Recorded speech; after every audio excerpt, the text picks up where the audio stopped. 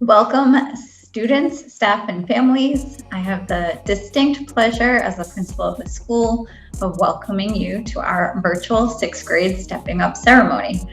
Now, of course, we're doing things a little differently this year, as this is a remote video instead of a big celebration up at our upper school campus at Mayhew Street. But my enthusiasm for celebrating this remarkable group of sixth graders is just as strong as if we were in person. Now, each year, I get to leave one parting address to the sixth graders before they move on to their different places. So some of you might be moving on to the upper school. Some of you may be joining BLS, BLA, or some of the private schools around the city.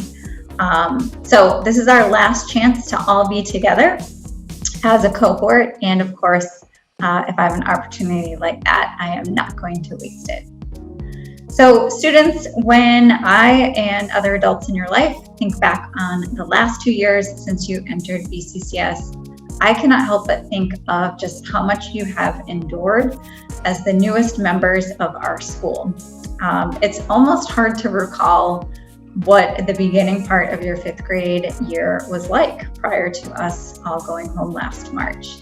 Some of you have grown so much physically, so much so that at one point I used to be able to see the tops of your heads, and now I look up at you. So like Matea and Julia and Brandon, I'm looking at you all. Some of you have changed in other ways. You've gotten braces or glasses or pimples. You've made new friends. You've lost old friends. You have baby sisters and brothers. And all of us have somehow learned to do remote school over the course of the last year and all of the trials and tribulations that Zoom has put our way. Not an adult in your life envies the time of your life that you're in right now. We don't recall it with much nostalgia, as it is always a challenging time for a kid to grow up. But you have done it with grace and energy and humor all along the way. And so I've just thoroughly enjoyed watching you grow up. You have grown as scholars and as young adults. So with the help of your amazing team of teachers, your reading levels have gone up an average of like 3.5 years since starting in the fifth grade. You have finally mastered fractions and the standard algorithm for division. You can conduct and write research papers, so many research papers. You can build models and analyze texts, and you have learned how to do academic discussions that rival college classrooms. This growth is all very evident to your teachers and I, because we look at the data and reflect on it pretty frequently. But there's also intangible growth, and that's the good stuff, the smaller things that it's harder to be recognized for or to recognize, but you've done that too.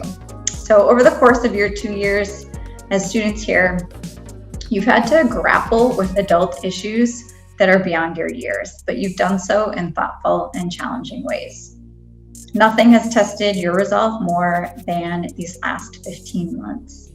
Who knew that when we started our time together in fifth grade, that by March, we would be saying goodbye to our friends, our teachers, and our beloved campus for the next year. Whew. So much has happened in our world since that day on March 13th, both in our nation and globally.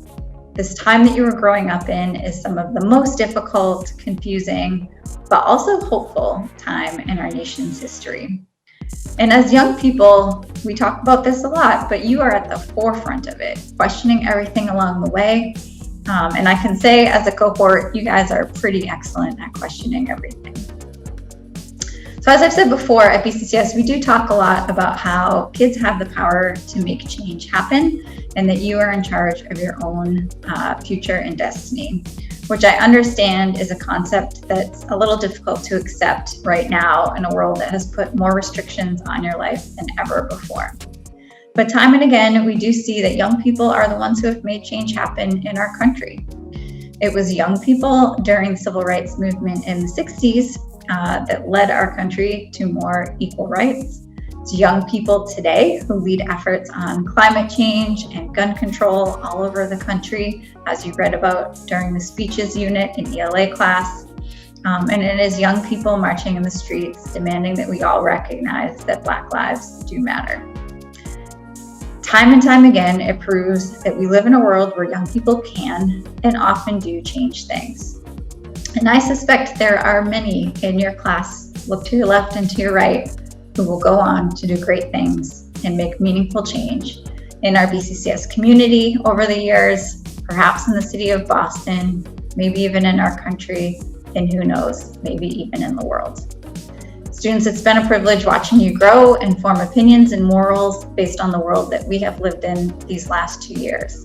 And I would be remiss if I didn't say that although we've taught you a few things along the way, you've definitely taught us quite a bit.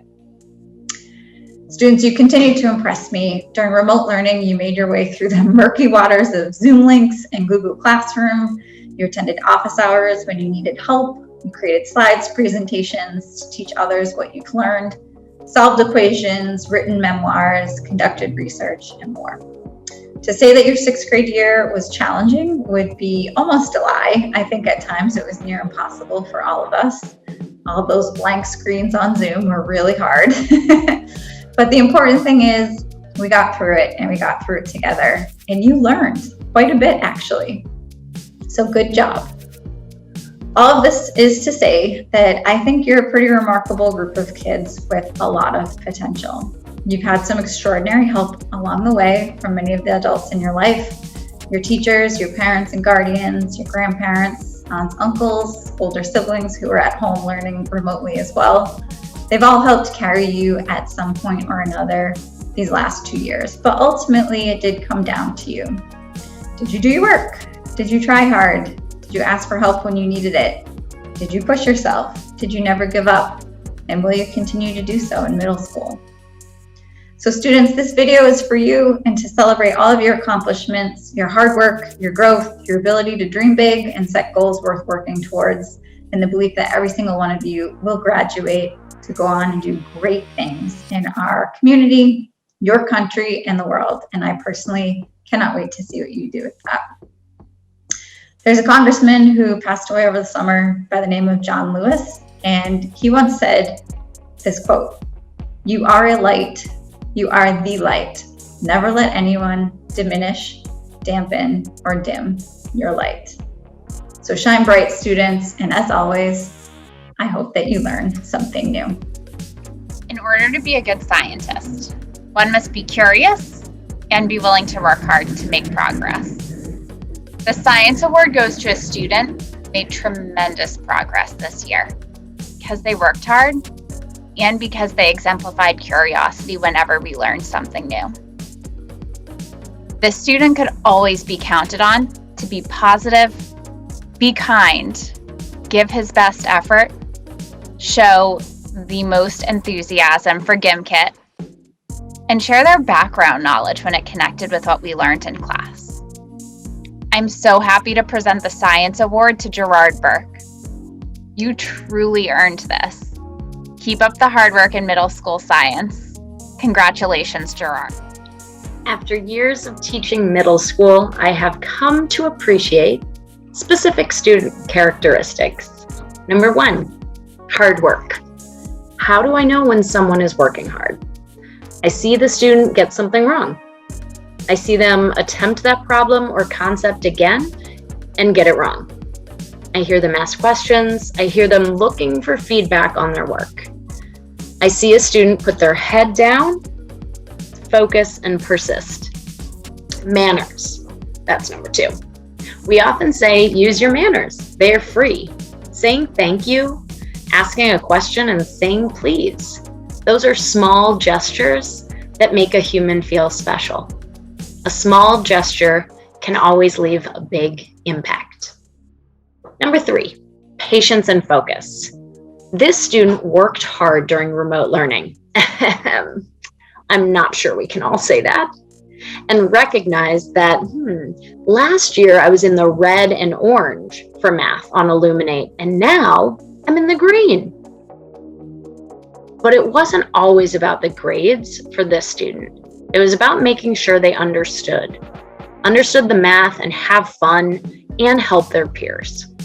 I would like to give this year's Math Award to a student who consistently shows that hard work will lead to progress.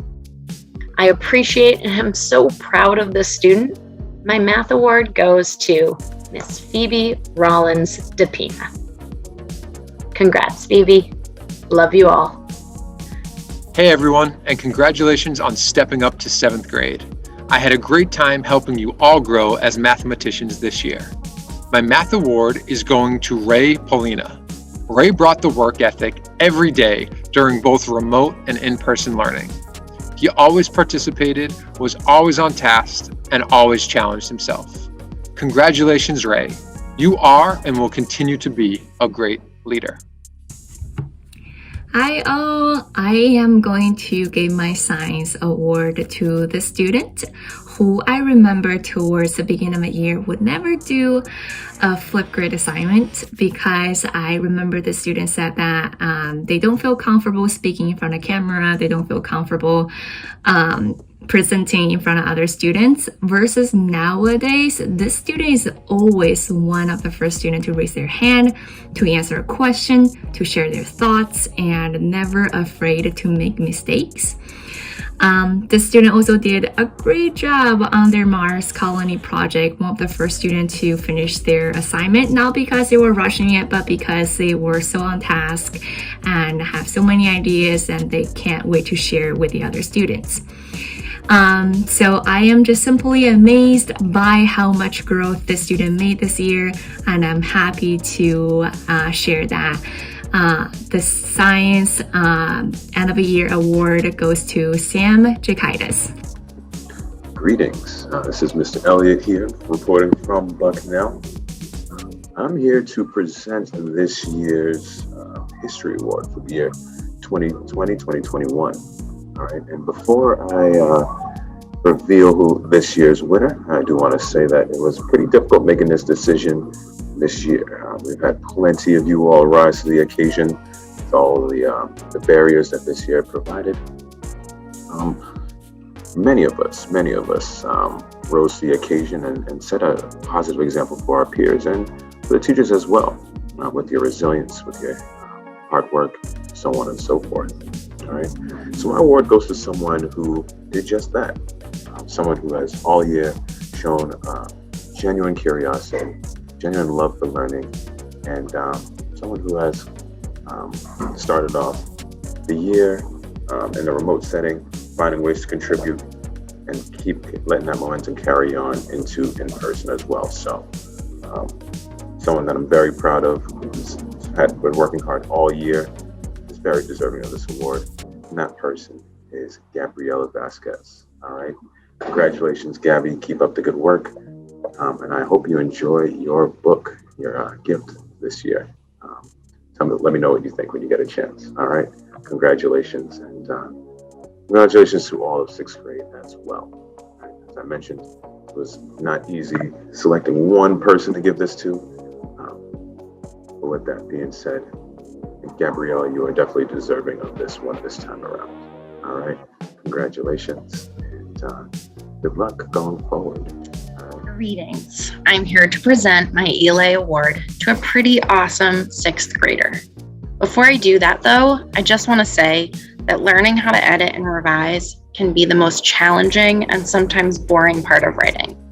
You have to read slowly and carefully. You don't always have all the right words. And of course, your ELA teachers add in that extra line on the checklist to write in a positive phrase, and you can't remember in that moment how to do it. Revisions can feel like a whole other assignment on top of that challenging essay you just mustered through. For one student in particular, editing and revising was known as writing club. The student worked hard, both at home, on Zoom, and in person, to create ideas that were both creative and insightful. Well, in such a chaotic year, as a lot of UPenn students like to say, this student would spend time outside of their regular schedule to work with me on Zoom to improve their writing. They did not always have the highest energy at the end of the day or the clearest thinking, but by the time we ended our calls, they had a better understanding of the concepts they needed to communicate, and they were able to elaborate on ideas within the revision process. This year, I would like to give my ELA award to Tyler Farrington. My wish is that you never end your love for Sonic and that you always find creativity and voice. Congratulations. Hey there, it's Mr. Gilbert, and I'm really excited to present my ELA Award. And this award this year goes to a very special student of mine. This was a very weird year. It was a year that was spent remotely through Zoom, through Google Classroom, and once we were in person, a year where we couldn't really communicate with each other without having a mask on. And in an ELA class, something that I really like to do is make sure that I'm getting all the students talking. Because if I can get the students talking, I can get the students thinking. And if I can do both of those things, reading other people's thoughts, reading other people's perspectives, and sharing your own writing and reflecting on your own writing becomes a lot easier. So this was something that was very challenging for me this year as your teacher, but something that I can say with 100% confidence is that this particular student, man, did she go all out the entire year to make sure not only that she was paying attention and learning new things, whether it was how to structure a multiple paragraph essay with a thesis statement that had evidence and explanations of a text, to maybe we're trying to figure out how to record a Flipgrid so that we can share our opinions with our classmates in a way that's fun, comedic, and at times very sincere and very serious in some respects. This student made sure to commit to every tool, every alternative type of lesson plan that the 6th grade ELA team came up with. And I have to say that this person 100% made the best of her 6th grade ELA year, and she has blossomed into a beautiful writer. You were a good writer before you entered my classroom, and I believe now you are one of the strongest writers that I've had, and that I can't wait for you to showcase your authentic writing voice next year in 7th grade. And I really can't wait to see all that you can turn into and become in the future. So I'll end by giving a really good, descriptive, positive phrase of this year's ELA Award winner. Fiona McCarthy, an empathetic soul and a thoughtful writer, is this year's ELA Award winner for Mr. Gilbert's class. This is the book, Circe by Madeline Miller. It takes the perspective of a character from the Odyssey that for the longest time was overlooked. And now we've got, almost 400 pages of the same story from her perspective. And maybe it'll jump to the front of your list over all the Harry Potter books, but that remains to be seen. So I hope you have a wonderful summer and good luck in 7th grade. Hey everyone, it's Mr. Stauffer, and I'm so excited to be here to present my ELA award for my classes. So the student who's winning my award this year didn't always have it easy in ELA class. There were times during the year when they struggled with completing their work on time or with understanding the stories we were reading. But over the course of the year, I watched the student grow and use the resources available to support their own learning, to ask great questions in class, to seek extra help when they felt confused.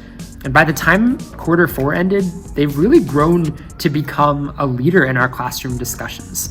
So I could not be prouder to be presenting the ELA Award for this school year to Autumn Nelson. Autumn, thank you for everything you brought to ELA this year. I hope you keep practicing your creative writing and exploring books from lots of different genres. Your book award for my class is a book called The Golden Compass by Philip Pullman. It's a fantasy novel, which I know you're super into. And the main character is a young woman who is really curious about the world around her, who's super loyal to the people she cares about, and who goes on a journey of self-discovery that leads her to learn a lot of new things about herself. which reminds me a lot of someone else I know. So congratulations, Autumn, on the award. Congrats to all of our sixth graders on wrapping up this super unusual school year. You should all feel incredibly proud of your hard work, and I hope you have a great summer. You've earned it. Hello, sixth grade artists. Mr. Eater here. And goodbye, sixth grade artists. See you next year. Sixth graders, you are an incredibly creative class. You are some of the best artists I've seen. You have some of the greatest ideas, most original thinkers. Some of the strangest ideas have come out of this class. You're also some of the hardest workers. So I'm very excited to have been with you guys this year. From all of you, I'm picking one who embodies all of these ideas, as many of you do, and who I just want to encourage to keep on making art and to keep on inspiring the world with what you do. And so congratulations, Quincy Pierre.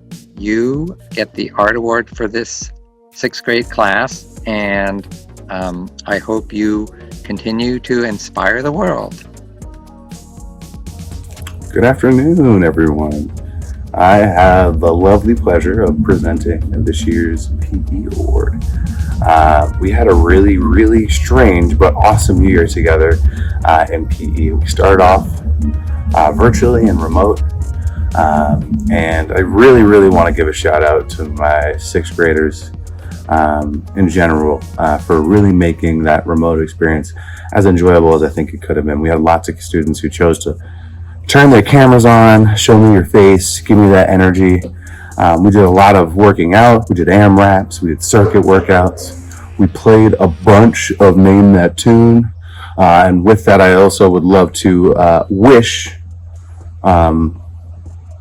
Colorado a good noon.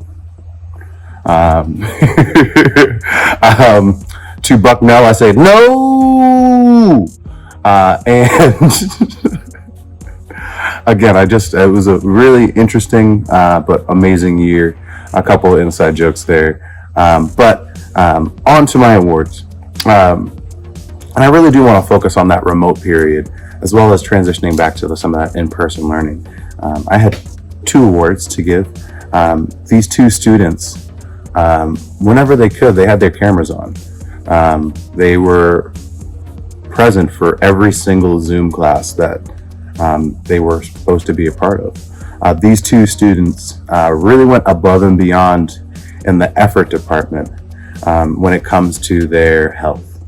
This year we also watched The Social Dilemma, and these 2 students definitely had some really awesome thought-provoking responses when I asked for a couple of those written things. And for all these reasons I listed, Zuzana and Justin Senna, congratulations on winning this year's PE Award. Now, I do have some news that I want to share with you because this is actually going to be my last year teaching in the lower school for now, because I'm actually going to be moving up to the high school and teaching some high school phys ed next year. So even though I won't be your direct instructor next year, sixth graders, you'll still see me in the hallways. If any of you are going to try out from some of our amazing sports teams and athletics, you'll definitely see me there. I'm always out at the games. I'm not sure what I'll be coaching next year, but I'll be coaching a bunch of stuff. I hope everyone has a really fantastic summer. This was a really difficult award for me to pick in general, and I really do appreciate everyone's energy that they bring. Yeah, go Fat Wing Canes. The Dean's Award is given to someone who demonstrates our core values on a daily basis. This year's winner is someone who walks in with a smile on their face every single day, who is always willing to help and is always ready to learn. They stand up for what's right and come to school even on days where they don't feel like it. This year's Dean's Award goes to Jazlynette Pena. Hi students, I am here to give out the Principals Award for the 2020-2021 academic school year.